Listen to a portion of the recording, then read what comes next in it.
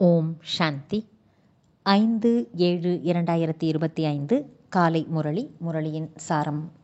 பாபா சொல்றார், இனிமையான குழந்தைகளே, தந்தை உங்களை அழகான தேவி தேவதைகளாக ஆக்குவதற்காக கற்பிக்கின்றார். தூய்மைதான் அந்த அழகின் ஆதாரம் ஆகும். கேள்வி: ஆன்மீக தீபத்தில் பலியாகக்கூடிய விட்டில் பூச்சிகள் யாரோ அவர்களின் அடையாளம் என்னவாக இருக்கும்? பதில்: ஆன்மீக தீபத்தில் பலியாகக்கூடிய விட்டில் பூச்சிகள், 1. தீபமாக இருக்கக்கூடிய தந்தையை சரியான ரூபத்தில் புரிந்து கொண்டு நினைவு செய்வார்கள். 2. பலி ஆவது என்றால் தந்தைக்கு சமமாவது. 3. பலியாவது என்றால் தந்தையை விட உயர்ந்த ராஜ்யத்திற்கான அதிகாரியாக ஆவதாகும். பாடல். சபையின் நடுவே தீபம் எழுந்தது விட்டில் பூச்சிகளுக்காக. ஓம் சாந்தி. இனிமையிலும் இனிமையான ஆன்மீக குழந்தைகள், இந்த பாடலின் வரியை கேட்டீர்கள். இதனை புரிய வைப்பது யார்? ஆன்மீக தந்தை. அவரே தீபமாகவும் இருக்கின்றார். பெயர்கள் பலவிதமாக வைத்துள்ளனர். தந்தையை மிகவும் புகழ் பாடுகின்றனர். இது கூட பரமபிதா பரமாத்மாவிற்கு புகழாக இருக்கிறதல்லவா? தந்தை தீபம் போன்று விட்டில் பூச்சிகளாகிய குழந்தைகளிடம் வந்திருக்கின்றார். விட்டில் பூச்சிகள் தீபத்தை பார்த்து பலியாகி சரீரத்தை விடுகின்றன. நிறைய விட்டில் பூச்சிகள் தீபத்திடம் வந்து உயிர் விடுகின்றன. குறிப்பாக தீபாவளி நாளில் நிறைய தீபங்கள் ஏற்றுகிறார்கள். சிறு சிறு ஜீவராசிகள் இறந்து விடுகின்றன. இப்பொழுது குழந்தைகள் புரிந்திருக்கிறார்கள், நம்முடைய பாபா மிக மேலான சுப்ரீம் ஆத்மாவாக இருக்கின்றார். அவரை மிகவும் அழகானவர் என்று கூறப்படுகிறது. அவர் மிகவும் அழகாக இருக்கின்றார். ஏனென்றால் அவர் சதா காலமும் தூய்மையானவராக இருக்கிறார். ஆத்மா சுத்தமாகிவிட்டால் சரீரமும் சுத்தமானதாக, இயற்கையான அழகுள்ளதாக கிடைத்துவிடும். சாந்தி தாமத்தில் ஆத்மாக்கள் தூய்மையாக இருந்தன. இங்கு வந்து நடித்து சத்தோ பிரதானத்தில் இருந்து சத்தோ, ரஜோ, தமோ நிலையை வந்தடைந்து விட்டன. அழகான நிலையில் இருந்து கருப்பாக, அதாவது அசுத்தமான நிலையை ஆத்மா அடைகிறது.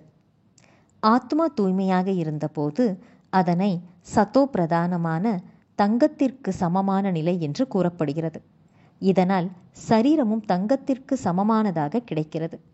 உலகமும் பழையதாக மற்றும் புதியதாக ஆகிறது. பரமபிதா பரமாத்மாவே அழகானவராக இருக்கின்றார். அவரை பக்தி மார்க்கத்தில் அழைக்கின்றனர்.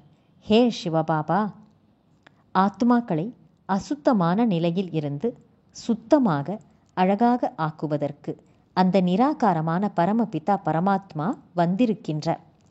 இன்றைய காலத்தில் யாராவது மிகவும் அழகாக இருந்தால் அவர்களுடைய ஆத்மா தூய்மையாக இருப்பதாக கூற முடியாது. சரீரம் அழகாக இருந்தாலும் ஆத்மா தூய்மையின்றிதான் இருக்கிறதல்லவா? வெளிநாட்டில் எவ்வளவு அழகானவராக, செயற்கையான அழகுள்ளவராக மாற்றிவிடுகிறார்கள். இந்த லக்ஷ்மி நாராயணர் சத்யுகத்தின் அழகானவர்கள். மேலும் இவர்கள் நரகத்தின் அழகானவர்கள், அதாவது இங்குள்ளவர்கள் நரகத்தின் அழகானவர்கள் என்று நீங்கள் புரிந்திருக்கிறீர்கள். மனிதர்களுக்கு இந்த விஷயமெல்லாம் தெரியாது. இதெல்லாம் நரகத்தின் அழகு என்று குழந்தைகளுக்குத்தான் புரிய வைக்கப்படுகிறது. இப்பொழுது நாம் சொர்க்கத்தின் இயற்கையான அழகுள்ளவர்களாக ஆகின்றோம். 21 பிறவிகளுக்கு நாம் அவ்வாறு அழகுடையவர்களாக ஆவோம். இங்கிருக்கும் அழகானது ஒரு பிறவிக்கானது. முழு உலகத்தை சேர்ந்த மனிதர்களை மட்டும் அல்ல, உலகத்தையும் சேர்த்து மிகவும் அழகானதாக ஆக்குவதற்காக பாபா இங்கு வந்திருக்கின்றார்.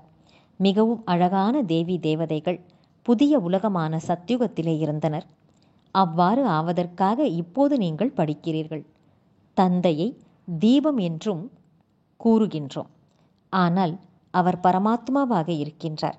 உங்களை ஆத்மா என்று கூறுவது போல் அவரை பரமாத்மா என்று கூறப்படுகிறது. குழந்தைகள் தந்தைக்கு மகிமை செய்கிறீர்கள். உங்களை என்னை விட உயர்ந்த அந்தஸ்து உள்ளவராக நான் ஆக்குகின்றேன் என்று தந்தையும் குழந்தைகளை மகிமை செய்கின்றார். நான் யாராக இருக்கிறேன், எப்படி இருக்கிறேன், எவ்வாறு நான் நடிக்கிறேன் என்று வேறு யாருக்கும் தெரியாது. நாம் ஆத்மாக்கள் எவ்வாறு நடிப்பதற்காக பரந்தாமத்திலிருந்து வருகிறோம் என்பதை குழந்தைகள் நீங்கள் புரிந்துள்ளீர்கள். நாம் சூத்திர குலத்தில் இருந்தோம், பிறகு பிராமண குலத்திற்கு வந்துவிட்டோம். இது கூட உங்களுடைய குலம் ஆகும். வேறு தர்மத்தைச் சேர்ந்தவர்களுக்கு இந்த குலம் கிடையாது. அவர்களுக்கு ஒரே குலம்தான். கிறிஸ்தவர்கள் அதே குலத்தில்தான் செல்வார்கள். ஆனால் அதிலும் சதோ ரஜோ தமோ என்ற நிலைகள் ஏற்படும். மற்றபடி இந்த குலம் உங்களுக்கு மட்டும்தான். உலகமும் கூட சதோ ரஜோ தமோ என்ற நிலைக்கு வருகிறது. இந்த உலக சக்கரத்தை எல்லையற்ற தந்தை வந்து புரிய வைக்கின்றார். நல்லது. தாரணைக்கான முக்கியமான சாரம். 1. இந்த கடைசி கால முயற்சி செய்ய பயன்படும் சரீரம் மிகவும் மதிப்பு வாய்ந்ததாகும். இப்பொழுது நீங்கள் நிறைய வருமானம் சேர்க்க வேண்டும். எல்லையற்ற தந்தையோடு சேர்ந்து சாப்பிட வேண்டும், அருந்த வேண்டும், அனைத்து சம்பந்தங்களையும் அவரோடு அனுபவம் செய்ய வேண்டும்.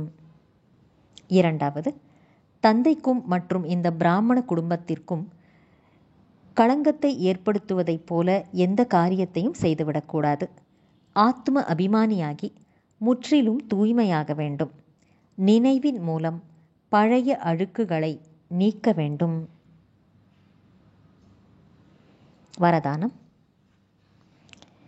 கேட்பதன் கூடவே சொரூபம் ஆகி மனதின் மனோரஞ்சனத்தின் மூலம் சதா சக்திசாலியான ஆத்மா ஆகுக. கேட்பதன் கூடவே சொரூபமாகி மனதின் மனோரஞ்சனம் மூலம் சதா சக்திசாலி ஆத்மா ஆகுக. விளக்கம்.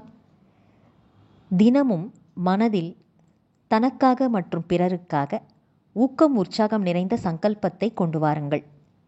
சுயம் தானும் அந்த சங்கல்பத்தின் சொரூபம் ஆகுங்கள் மற்றும் பிறருடைய சேவையிலும் ஈடுபடுத்துங்கள்.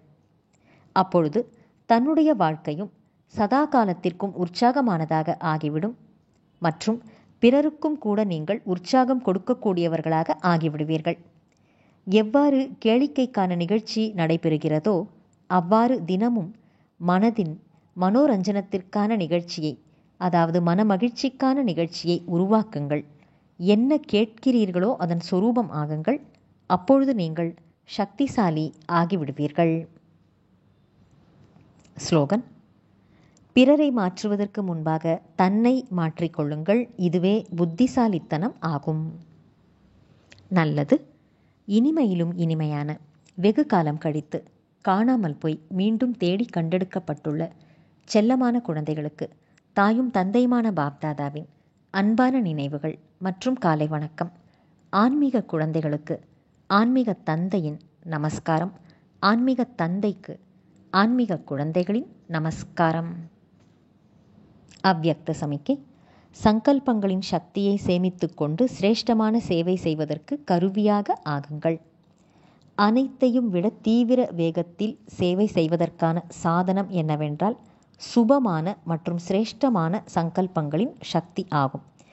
எவ்வாறு பிரம்மா பாபா சிரேஷ்டமான சங்கல்பத்தின் விதி மூலம் சேவையின் வளர்ச்சியில் சதா சகயோகியாக இருக்கின்றார். விதி தீவிரமாக இருக்கிறது என்றால் வளர்ச்சியும் தீவிரமாக இருக்கும்.